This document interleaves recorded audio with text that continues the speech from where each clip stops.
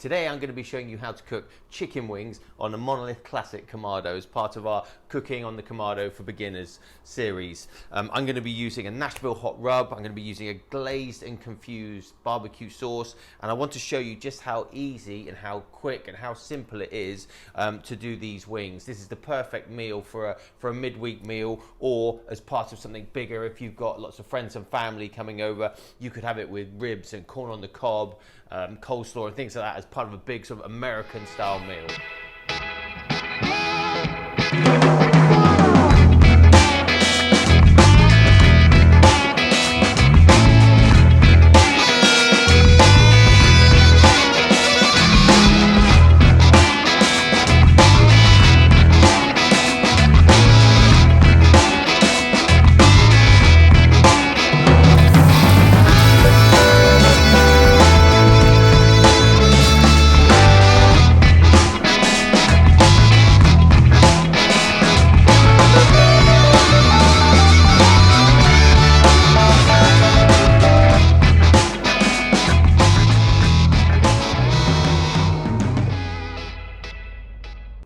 Nashville hot chicken wings. I'm really excited about cooking these. We're going to put the rub on it, we're going to leave those for a while, and then we're going to cook them on the Kamado. We'll put the barbecue sauce on them, we'll put some garnishings on there. I'm going to show you everything about it. So the first thing we're going to do is we're going to fire up the Monolith. We're going to aim to get this up to between 350 and 400 degrees Fahrenheit. We're going to use the glazed Binochotan charcoal, which is really, really good. We use that all the time in here. So let's jump over to the Kamado and get it fired up.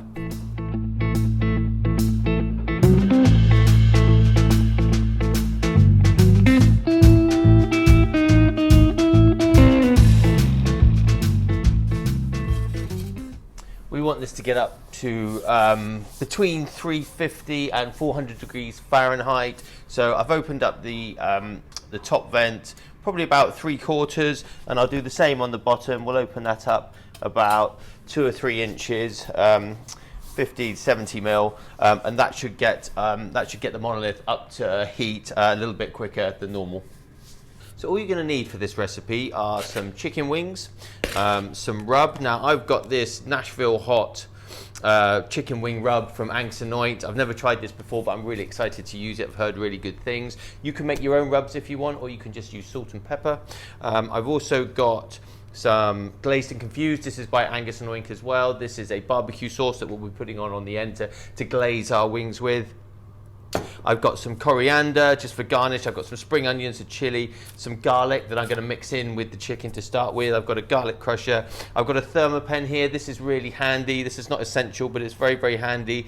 If you do start getting more into barbecuing, this is a probe which will tell you instantaneously what the temperature is inside the meat. So it's perfect for wings where you wouldn't be using a meter probe. It's for if you have smaller pieces of meat like wings or ribs or something like that. It's just very, very quick, very easy to test the temperature. It's also very good for testing how firm a meat is. If you're trying to do pulled pork, want to test to see if it's ready to pull, this probe here will you can push it straight in and you'll be able to tell straight away whether it's ready or not.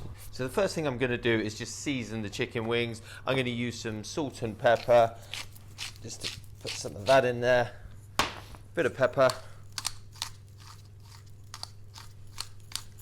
And then I'm going to put a good generous helping of the rub in there.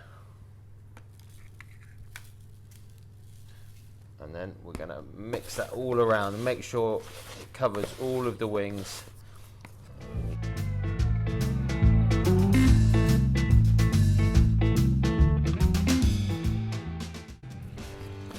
There we go.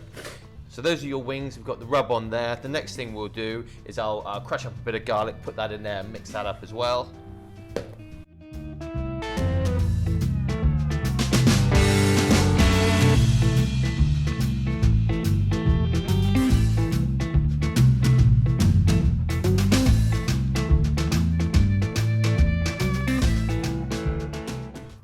And there we go. Those are our wings now ready to go on the Monolith. So as soon as that Monolith gets up to temperature, we'll head over and we'll chuck these straight onto there. So now what I'll do, I'll get all these garnishes ready. I'll chop those up so that when we take the wings off, we can just put it straight on there and we'll be ready to eat.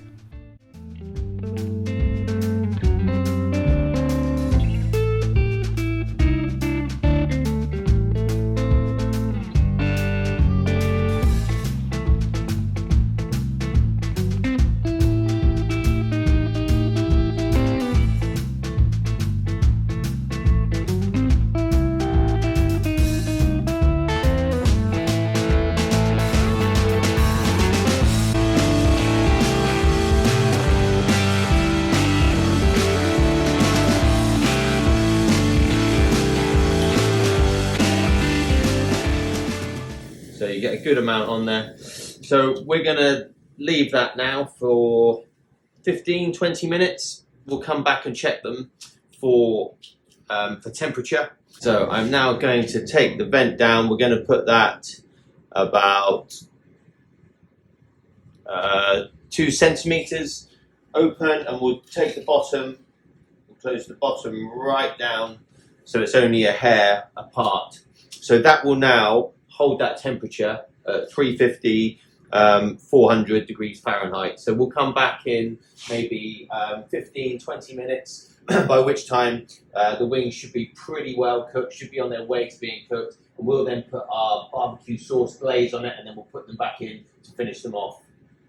So we are about 10-15 minutes into the cook, so we'll just have a quick look at these. Oh yes, they're looking really, really nice. I'm just going to turn these over now.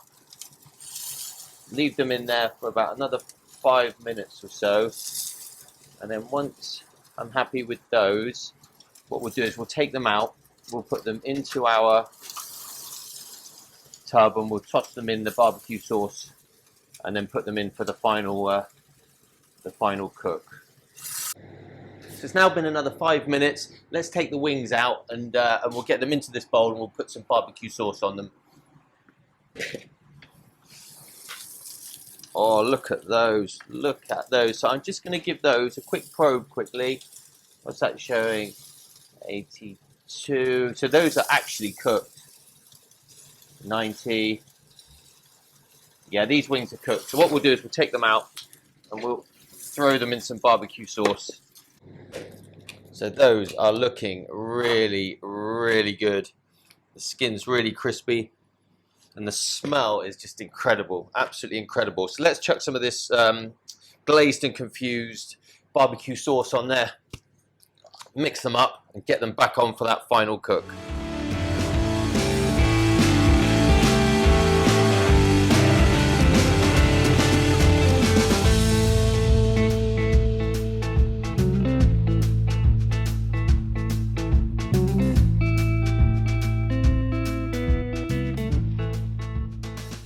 There we go. So we'll leave those in there for another 5 or 10 minutes. Let that barbecue sauce tack over, get a real nice sticky glaze, and then we'll pull them out and we'll bring them out here, and we'll be ready to try them. Okay, so I think these wings are going to be ready now. Let's jump over there and have a look.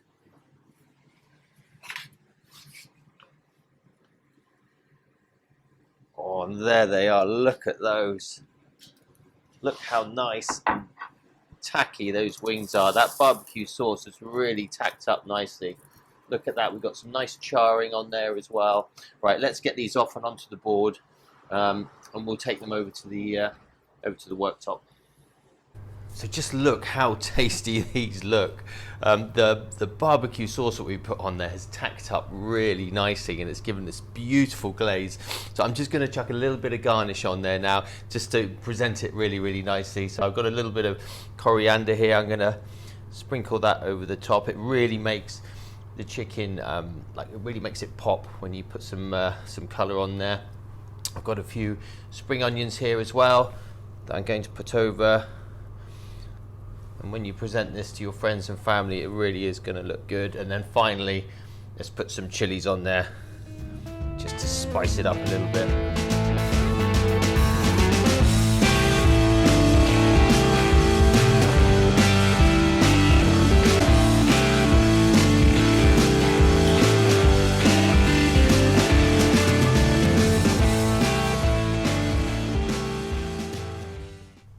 So let's do a quick taste test and just see how they've come out. I'm really excited to try these.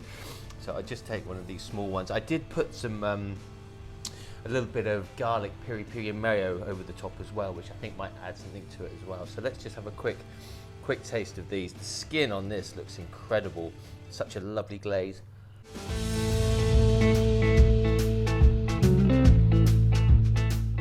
So that was so good. The chicken was so moist and succulent. It was really juicy. It just melted in the mouth. That rub, you can really start to taste it coming in now. It gives a real kick afterwards, but it's not overpowering. It's just really good. Gives it a little bit of bite.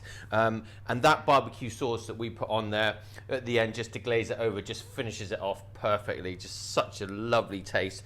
Beautiful glaze on there, and they look incredible. So a real winner chicken dinner. The whole thing in total probably took just under an hour to cook, so not long at all. Something that you can definitely do midweek.